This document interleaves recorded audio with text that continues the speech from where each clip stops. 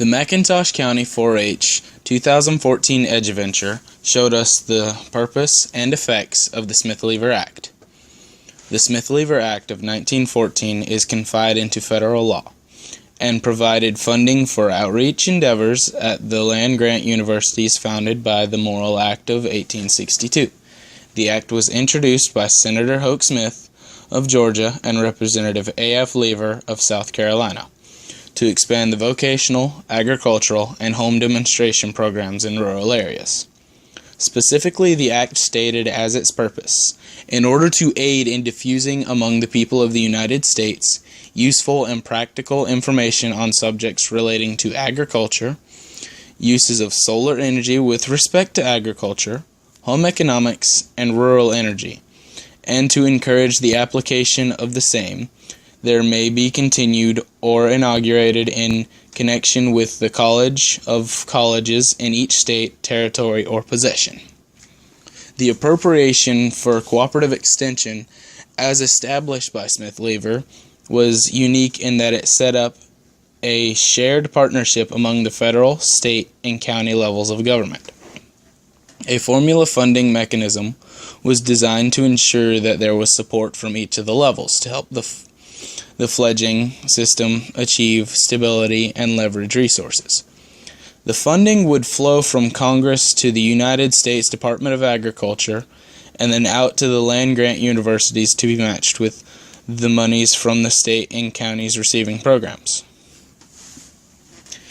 In late 1800s and early 1900, many land-grant universities began to offer training off-campus with field demonstrations for farmers, home management demonstrations for rural women, tomato clubs for girls, and corn clubs for boys. Seaman Knapp, considered the father of the extension movement, left his work at Iowa State University to establish demonstration farms in Louisiana and Texas. When the cotton boll weevil threatened to devastate southern agriculture, these demonstration farms were successful in controlling the problem within 3 years. Although extension work began much earlier, the Smith-Lever Act, signed by President Woodrow Wilson on May 8, 1914, authorized the organization of cooperative extension at the county, state, and federal levels. The unique nature of the Smith-Lever Act brought a systematic process for funding the ongoing extension education work that had been started in late 19th and early 20th centuries by educators such as Seaman A. Knapp, A.B. Graham, Jane McKimmon, and Booker T. Washington. The ideals exposed by these educators were transformative in the manner in which the land-grant universities saw their role in the state. The movement toward a model of cooperative extension education allowed for professional educators to be placed in local communities in order to improve lives.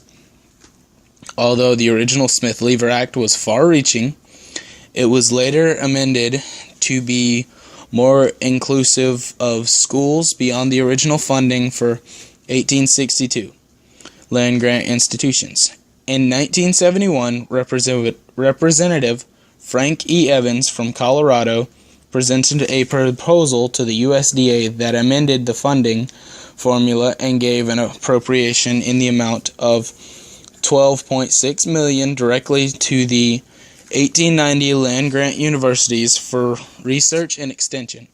Additionally, in 1994, there was a second revision to the language which added the tribal colleges in order to increase the system's ability to serve Native American communities.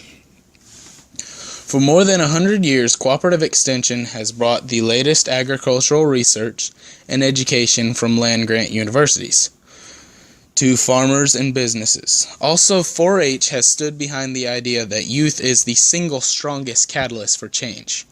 From its rural roots, the club has grown into a global organization that reaches kids' lives.